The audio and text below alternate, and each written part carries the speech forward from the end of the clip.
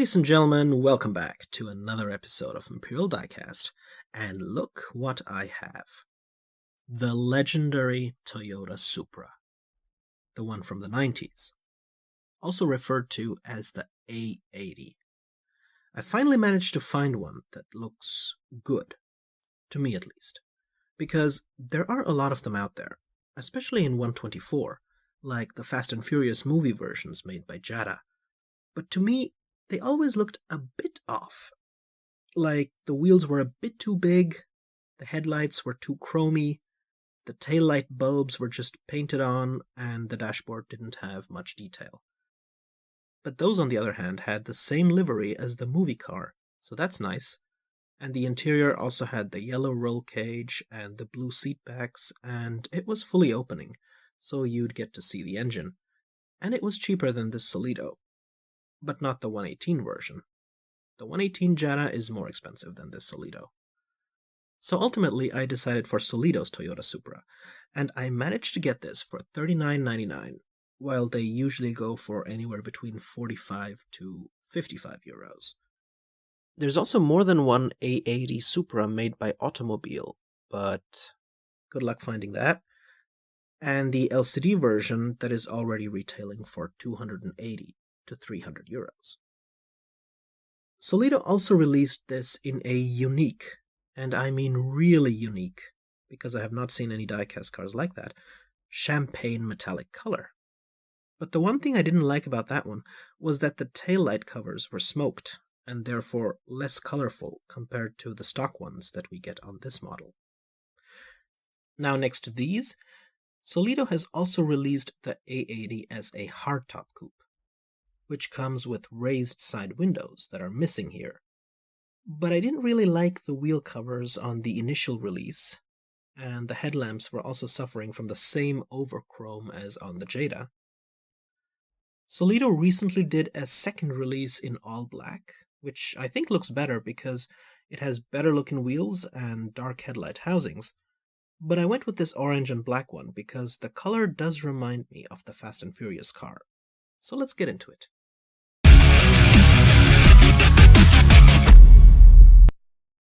Now this is the Gen 4 Toyota Supra, because Toyota has been making the Supra since 1978, but the Gen 4 was a big departure from the previous 3 generations before it, which really looked like the Toyota AE86, or heck, even like a Gen 2 Mazda RX-7, which is why I consider this to be the first modern Supra, and arguably the most iconic generation they ever made. This is very much a 90s car, with its overall roundness, the smooth body lines, the stark difference to the boxy predecessors of the 80s, and the A80 was made from 1993 to 2002. So taking a look at the front of the 118 scale A80 Toyota Supra by Solido, you can see that the front looks absolutely fantastic on this model. I'm glad that the headlight housing on this particular version is black. Solido had released some other versions of the A80 Supra like the hardtop version in red, with the raised windows where the entire housing was chrome, and it looked quite cheap to be honest. So again, if you look at the headlights, you can see that they have a lot of detail, even though the bulbs do have pegs in the middle, especially the smaller ones. They have a chrome surround, and they still look good, I think. The headlight covers also have like a texture on them, which is nice. You have the Toyota logo in the middle, which is a photo-etched piece. And underneath, we have a white license plate saying 004 Streetfighter. Underneath the headlights, you will notice that we also have front indicators that are separate orange-colored pieces. But because the body color is also orange, it kind of looks like it's the same as the body color, but it's not. It really is a separate piece, and it looks really absolutely awesome. And of course, underneath them, we have air intakes. Now, of course, this being a Solido, the hood unfortunately does not open. You'd have to pay 300 euros to have a really good-looking engine on the LCD one, or you could get the fully opening Jada 118 as well, for I think 70 or something. But what is inside is a 2JZ engine. not like Jay-Z the rapper, but simply the letter J and Z. And this turbocharged 3-liter inline-6 engine was really modifiable to the point where you could tune it to have 1,000 horsepower. But the stock version had anywhere between 280 to 320 horsepower depending on what continent it was sold. Similarly, the top speed varies by continent. In Japan it is electronically limited to 180 kph, in the rest of the world to 250 kph, which is pretty close to its real top speed, just a few kph north of that. 0 to 100 kph acceleration takes less than 5 seconds. And here's a look at the side of the A80 Toyota Supra. Again, a very iconic design. And look at this, we have separate pieces for the indicators, both at the front and at the back. You often don't see this on budget models, especially the back one gets forgotten. We also have a cool air intake here at the side. Now let's take a closer look at these wheels. And I really like this new design with the spokes blacked out, leaving the rim in silver. I think it's a big improvement over the initial release. You can see that we have silver brake discs and black brake calipers, and the discs move through the calipers, which is also very nice, although the discs don't have much detail on them. But on one of the spokes here, you can see that it says Work Wheels. And what's also nice is that we have branded tires. Up here it says Advan Niova.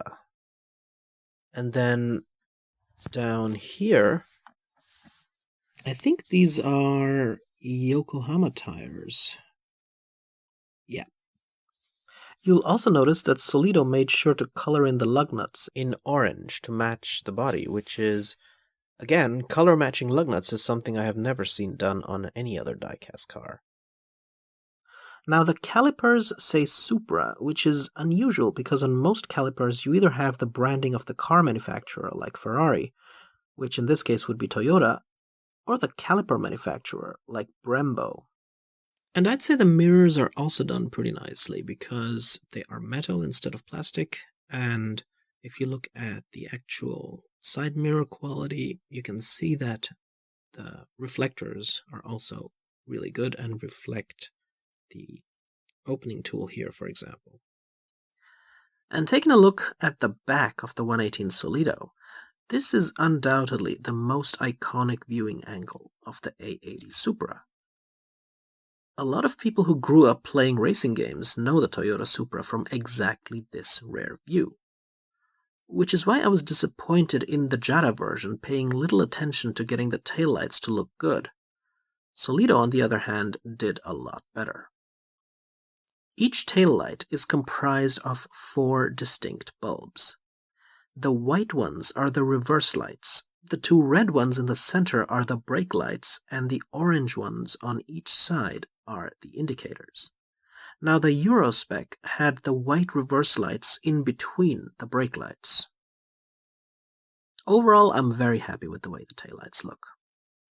In the middle we have another Toyota logo.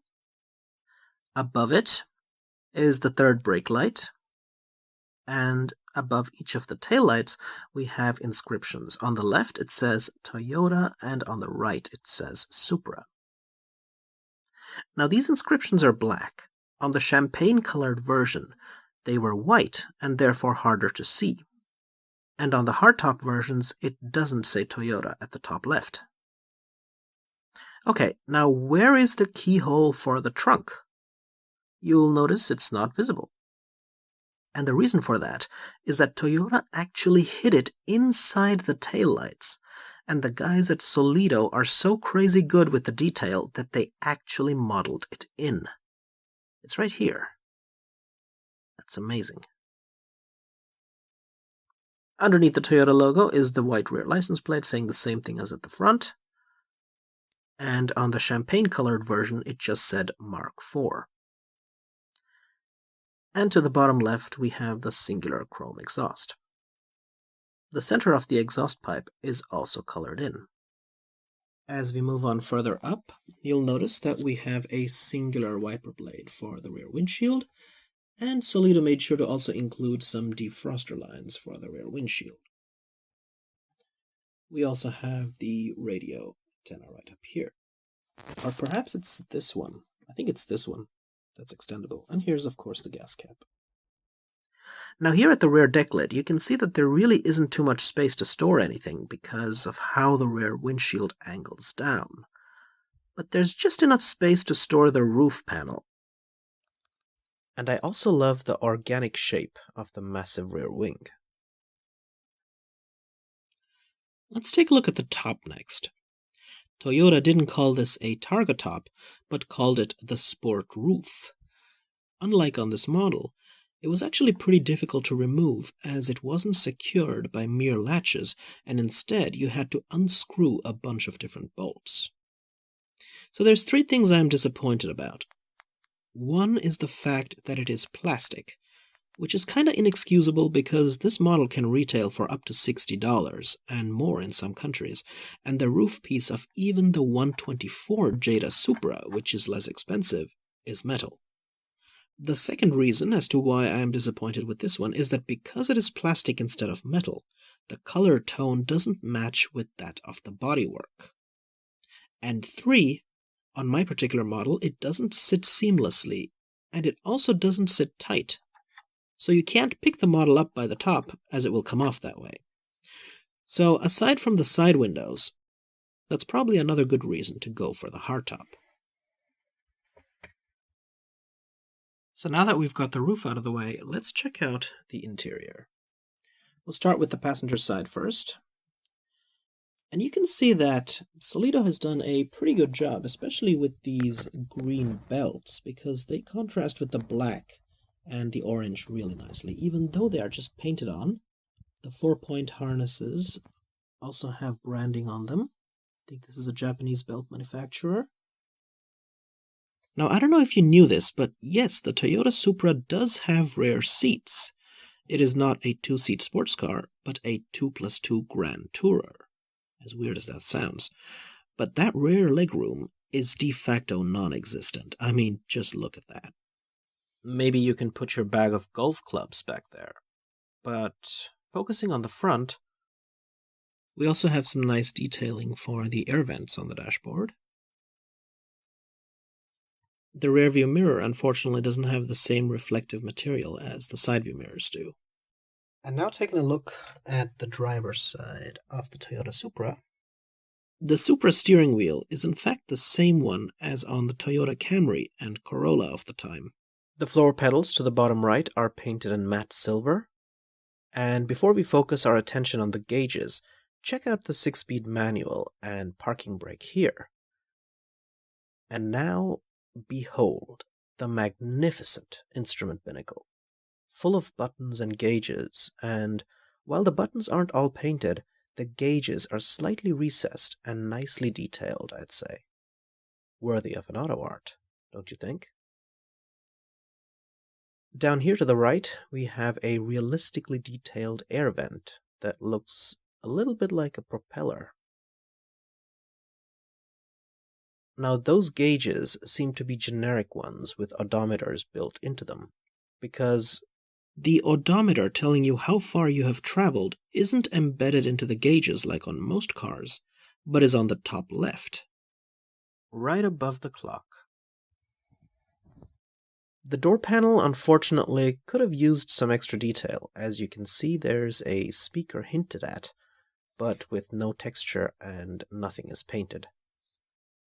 Still, you get a lot of Supra for what you pay.